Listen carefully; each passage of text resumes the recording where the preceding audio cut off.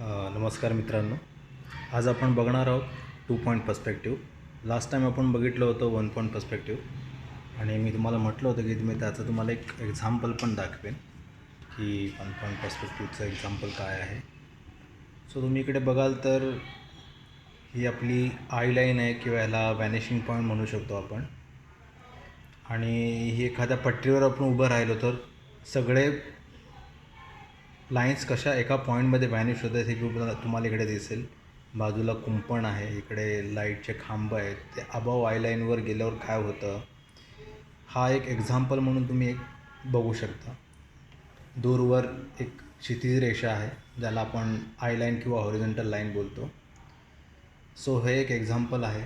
किंवा तुम्ही जर बघाल खूप सारे तुम्हाला ऑनलाईन पण तुम्ही जर सर्च कराल 1 पॉईंट पर्स्पेक्टिव्ह रिलेटेड तुम्हाला दिसतील की कशाप्रकारे एका पॉईंटमध्ये व्हॅनिश होतात. आता तुम्हाला पर्स्पेक्टिव्ह माहिती असेल तर तुम्हाला ड्रॉईंग काढणं वगैरे सोपं जातं ह्याच्यामुळे.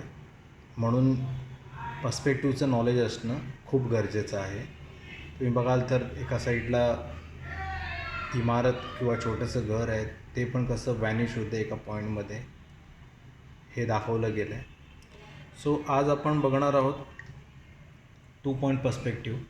जसं 1 पॉईंट पर्स्पेक्टिव्ह होतं तसं 2 पॉईंट पर्स्पेक्टिव्ह बघणार आहोत. इकडे मी काही लाईन्स आखून ठेवलेत वेळ जाऊ नये म्हणून. इकडे तुम्ही बघाल तर एक आय लाईन आहे आणि तिकडे मी हे 2 पॉईंट घेतले जातात. आपण 1 पॉईंट घेतलं होतं तेव्हा इकडे मध्ये एक पॉईंट घेतला होता, पण 2 पॉईंटमध्ये आपण बाजूला इकडे एक आणि इकडे एक असं पॉईंट घेणार आहोत. आणि 1 पॉईंट पर्स्पेक्टिव्हमध्ये आपण काय केलं होतं, व्हर्टिकल आणि हॉरिझॉन्टल असे स्क्वेअर आखून ठेवले होते.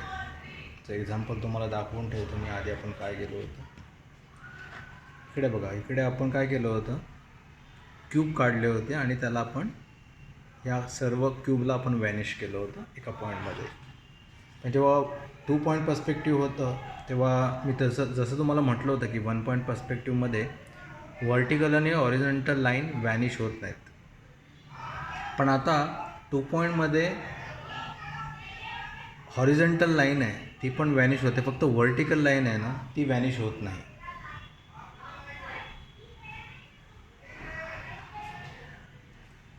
सो आता ह्या ज्या मी लाईन्स मारल्यात त्यातले हे 2 पॉईंट आहेत प्रत्येक लाईन्समधले, ते मी एक ह्या पॉईंटमध्ये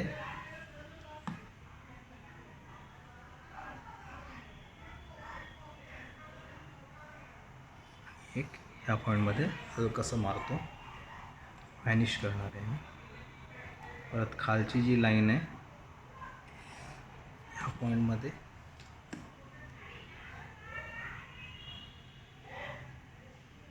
आणि ह्या पॉईंटमध्ये व्हॅनिश. आता जसं मी मगाशी म्हटलं की व्हर्टिकल लाईन ही कधीच व्हॅनिश होत नाही. सो ह्याला पॅरलल मी इथे एक लाईन घेतली जी ह्याला पॅरलल आहे व्हर्टिकलला, आणि ह्या पॉईंटला मी इथे व्हॅनिश करतो.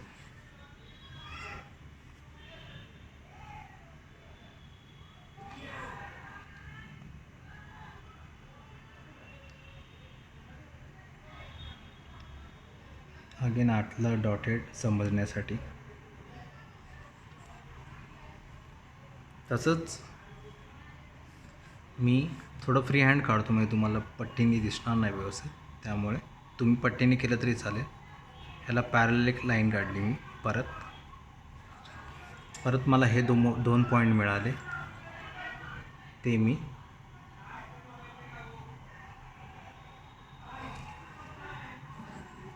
या इथे मॅनेज करून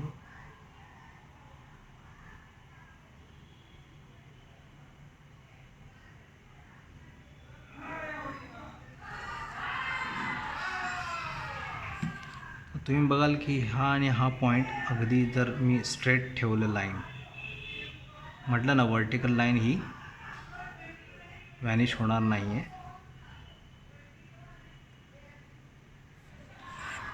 सो हा एक क्यूब तयार झाला. आता इकडे तुम्ही बघाल 1 पॉईंट पर्स्पेक्टिव्हमध्ये आणि 2 पॉईंट पर्स्पेक्टिव्हमध्ये ह्या दोन बाजू आता व्हॅनिश व्हायला लागल्यात. 1 पॉईंटमध्ये आपली एकच बाजू व्हॅनिश होत होती, आता 2 पॉईंटमध्ये एक बाजू आणि दोन बाजू अशी व्हॅनिश होते.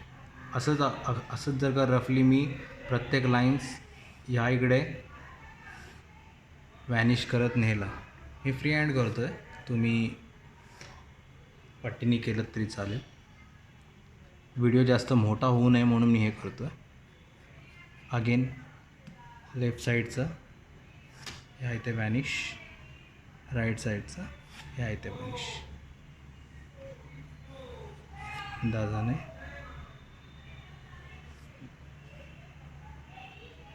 सो हा एक क्यूब मिळाला. आता तुम्ही बघाल तर हे बिलो आय लेवल आहे, ही आपली आय लेवल आहे, बरोबर आहे. आणि बिलो आय लेवल आहे तर आपल्याला आता टॉप एरिया दिसतो आहे.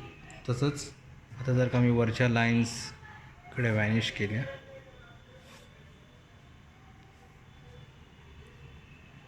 कडे ह्याला पॅरलल काढलं,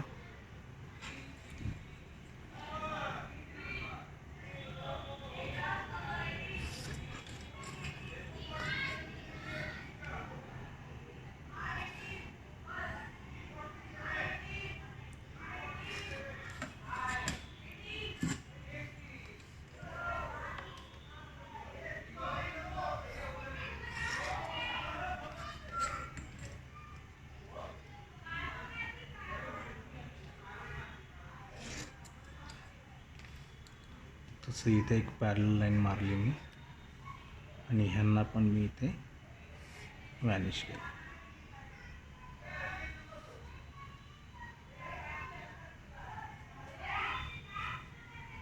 तुम्ही इकडे बघाल तर हा एक आपल्याला क्यूब मिळतो. आता हा अबव आय लेवल गेल्यामुळे ह्याच्या बॉटम पार्ट दिसायला लागला.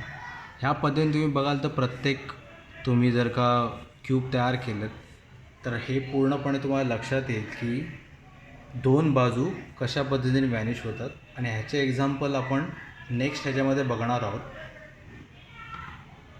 आणि त्यानंतर मी तुम्हाला 3 पॉईंट पर्स्पेक्टिव्ह पण काय ते सांगणार आहे आणि 2 पॉईंट पर्स्पेक्टिव्हचं एक्झाम्पल पुढच्या व्हिडिओमध्ये तुम्हाला दाखवणार आहे मी.